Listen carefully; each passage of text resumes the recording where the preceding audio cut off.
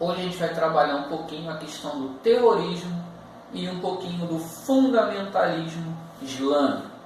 Vamos pensar? Primeira coisa é falar para vocês o que é o terrorismo. Terrorismo é qualquer ação caracterizada pelo uso da violência com objetivos políticos.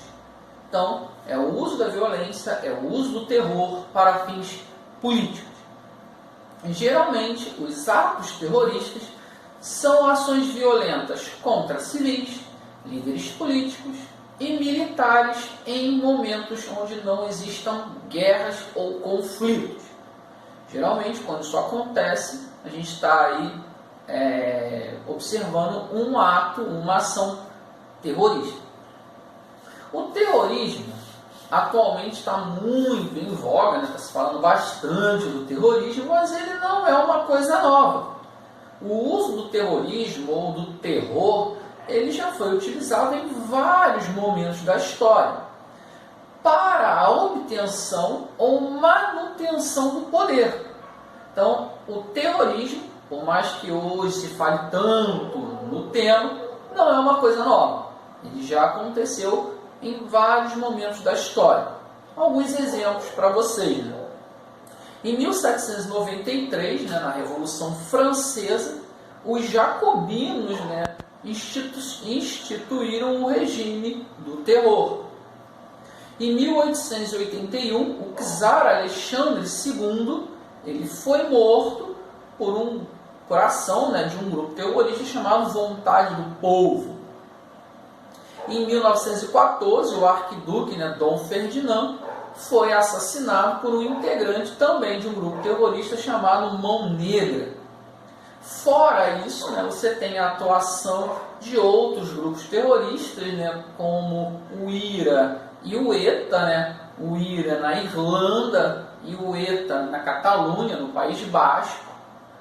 Então, não são grupos terroristas que surgiram ontem, eles já têm aí uma certa rodagem, uma certa quilometragem, já vem atuando já há algum tempo na Europa. Mas o que esses atentados, o que esses grupos terroristas têm de diferente do mundo islâmico? Bom, a partir do 11 de setembro, você vai ter uma mudança radical na dinâmica do terrorismo.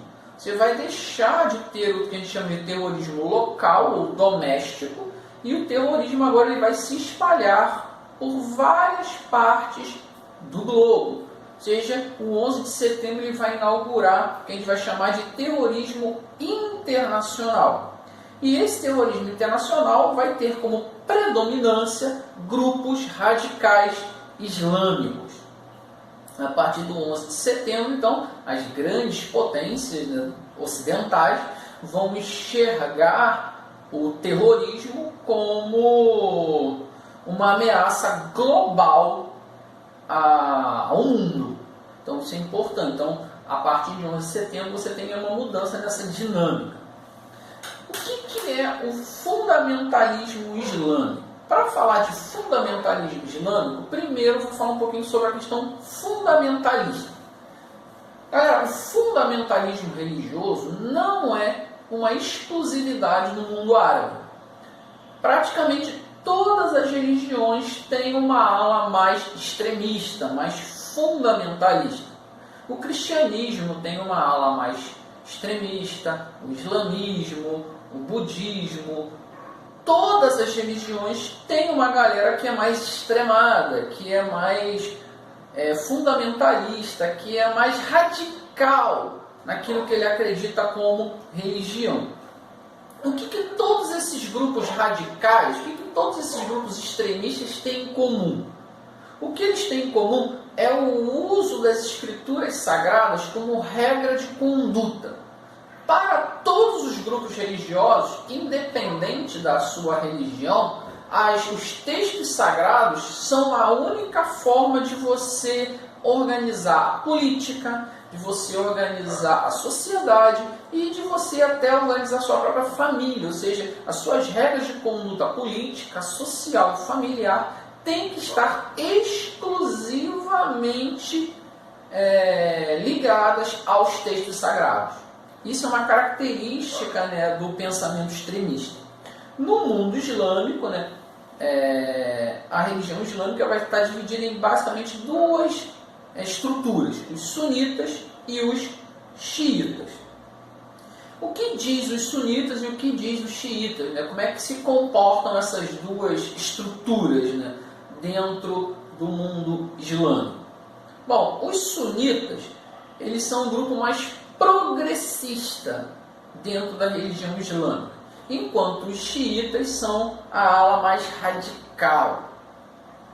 O que é esse radicalismo? Né? Para os xiitas, só pode ser um líder islâmico quem for descendente legítimo da linhagem de Maomé. Ou seja, para o líder ser um líder religioso, para ser um líder político, só pode quem vier da descendência direta de Maomé. Enquanto para os sunitas não é necessário que isso aconteça. Outra característica é que os xiitas, eles vivem totalmente de acordo com a lei islâmica. Eles seguem o que está escrito na lei islâmica, letra por letra, sem nenhum tipo de adaptação. Ou seja, eles seguem aquilo que está escrito. Enquanto os sunitas não, eles já têm aí uma certa flexibilidade em relação à lei islâmica. Eles têm aí uma certa interpretação da lei islâmica em relação ao mundo moderno.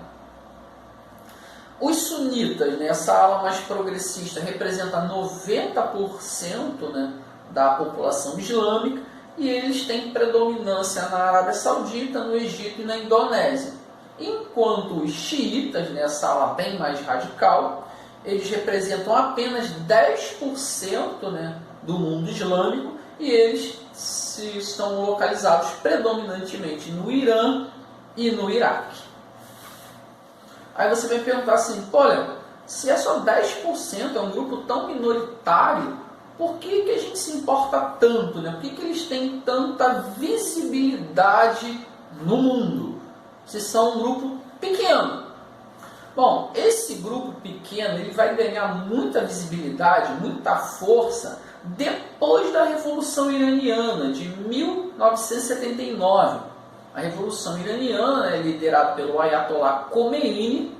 Ayatollah é a forma, né, como os islâmicos chamam seu líder espiritual, principalmente os xiitas. Então, o Ayatollah Khomeini ele vai estruturar no Irã uma forma de governo em que o líder religioso também é o seu líder político. Ou seja, o radicalismo islâmico ele vai tomar o poder a partir da Revolução Iraniana. A partir da Revolução Iraniana também, vários grupos radicais vão ganhar voz a partir da estruturação, né, desse regime islâmico altamente radical no Irã. Alguns exemplos desses grupos radicais, nós temos o Hezbollah no Líbano, a Frente Islâmica de Salvação na Argélia e o Hamas, que atua muito ali na faixa de Gaza, naquela região ali de conflito entre entre judeus e palestinos. Então ali você vai ter muita atuação do Hamas. Para quem quer conhecer um pouquinho mais sobre o mundo islâmico e sobre a Revolução Iraniana, eu aconselho a leitura de Persépolis. Persépolis, escrito pela Marjane Satrapi, vai falar um pouquinho sobre a mulher dentro do contexto da Revolução Iraniana. Então vai falar um pouquinho, né, como é que funciona, né, como é que foi a passagem no Irã dentro do contexto da Revolução Iraniana. Então, para quem quiser conhecer um pouquinho mais sobre o mundo árabe, eu aconselho a leitura. Tem uma versão dele no YouTube em desenho animado, você pode dar uma olhada se você quiser saber um pouquinho mais sobre o mundo islâmico. Valeu? Vamos voltar aqui. Então, dentro desses grupos radicais, né, o Hezbollah, a Frente Islâmica de Salvação, Hamas e tal, dentro desses grupos radicais, o mais conhecido na atualidade é o Al-Qaeda ou a Al-Qaeda. Al-Qaeda, né, traduzindo significaria a rede, foi criado por Osama Bin Laden no Afeganistão na década de 90. A formação da Al-Qaeda está muito ligada ali naquele contexto do fim da Guerra Fria. Como assim? Na época da Guerra Fria, no Afeganistão, você tinha vários grupos que lutavam contra a expansão soviética, contra o domínio soviético naquela região. Então você tinha vários grupos que lutavam contra a expansão do socialismo. Então, com o fim da Guerra Fria, com o fim do socialismo, esses grupos que lutavam contra a expansão soviética, contra a expansão socialista, agora vão mudar o seu foco de atuação. Eles vão lutar contra a expansão da cultura ocidental dentro do mundo árabe, dentro do mundo islâmico. E esses grupos, eles vão beber da fonte do radicalismo, eles vão se estruturar a partir desse radicalismo fundamentalista. Então, dentro desse contexto, né, de luta contra o Ocidente, ódio contra o Ocidente, que vai surgir aí a Al-Qaeda. A Al-Qaeda, ele é um grupo extremamente estruturado, não é um grupo desorganizado, não, ele é muito organizado. Tão organizado que ele possui uma forma de financiamento. O financiamento da Al-Qaeda ele vai vir, por exemplo, da exploração e extração de petróleo. Vão ter também investimentos financeiros. Eles têm um grupo de investidores para captar recursos para a Al-Qaeda. Outra coisa importante da Al-Qaeda é a sua organização. A organização da Al-Qaeda vai ser diferente da organização de grupos tradicionais. Grupos tradicionais, a estrutura dele é uma estrutura totalmente organizada de forma linear. A Al-Qaeda não, ele vai ser estruturado a partir de células terroristas. E essas células vão estar espalhadas em todas as partes do globo. E essas células, elas ficam latentes, elas ficam em stand-by, em espera, até o momento em que são acionadas. Essa organização em célula, ela vai ser muito favorecida pelo desenvolvimento da tecnologia de informação e também a estrutura da globalização. Essa estrutura globalizada, essa revolução tecnológica nos meios de comunicação, fizeram com que essa estrutura, com que essa organização em rede, também no terrorismo, fosse muito facilitada. Então, graças aí a redes sociais, aplicativos de mensagem, telefonia celular e toda uma gama de estruturas de telecomunicação, favorecem com que esses grupos consigam se articular sem estarem ligados entre si. Então, bastante interessante a ligação da globalização com essa estrutura terrorista, né? E essa organização em célula e essas células em stand-by faz com que seja muito difícil para as autoridades localizarem essas células terroristas. Então isso faz com que você combater a Al-Qaeda seja muito, mas muito difícil. Porque você não tem como investigar, porque são muitas células espalhadas em vários lugares do mundo e muitas das vezes essas células podem nunca fazer nada. Então é muito difícil você combater a Al-Qaeda. Dentre as ações da Al-Qaeda, algumas merecem destaque, como os atentados de 11 de setembro, nos Estados Unidos, em 2001, como o atentado aos trens de Madrid, em 2004, como a bomba do metrô de Londres, em 2005, e o atentado lá na França ao periódico Charlie Hebdo. Então são algumas ações da Al-Qaeda que merecem algum destaque dentro do cenário internacional. A Al-Qaeda é o grupo mais violento? Bom, não dá para saber, até porque a partir de 2004 surgiu um outro grupo tão violento, ou às vezes até mais violento que a Al-Qaeda, que é o Estado Islâmico. O Estado Islâmico ele surgiu como um braço da Al-Qaeda Mas a partir de 2004 esse grupo se radicalizou ainda mais e rompeu com a Al-Qaeda. O Estado Islâmico ele segue como ideologia a jihad, que é a guerra santa contra os infiéis, contra o mundo não islâmico. Então, esse grupo ele é tão ou mais radical que a Al-Qaeda. Qual é o objetivo do Estado Islâmico? O objetivo do Estado Islâmico é você instituir o califado. O que é o califado? Califado é uma forma de governo onde o líder político é o líder religioso também. E esse líder político e religioso, ele obrigatoriamente tem que ser um sucessor direto de Maomé, ou seja, ele também tem que ser da família de Maomé, um descendente de Maomé.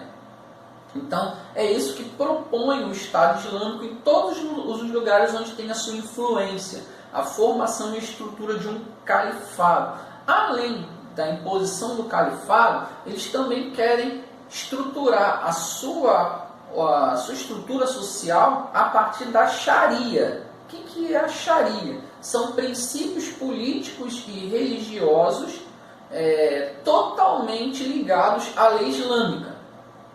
Algumas características, por exemplo, da Sharia é o fim total da liberdade de expressão, o fim da liberdade religiosa, né? Agora somente a religião muçulmana vai ser importante, todas as outras serão perseguidas, a perseguição a grupos homossexuais e também a adoção de regras rígidas às mulheres, como o uso de burca, a limitação ao estudo, você não pode estudar mais do que determinada série, limite, né, até onde mulheres podem ir e não podem ir. Então você tem aí a adoção de regras morais e sociais, né, extremamente rígidas. Esses são alguns dos objetivos do Estado Islâmico. Valeu, galera. Por hoje a gente fica por aqui. Até a próxima.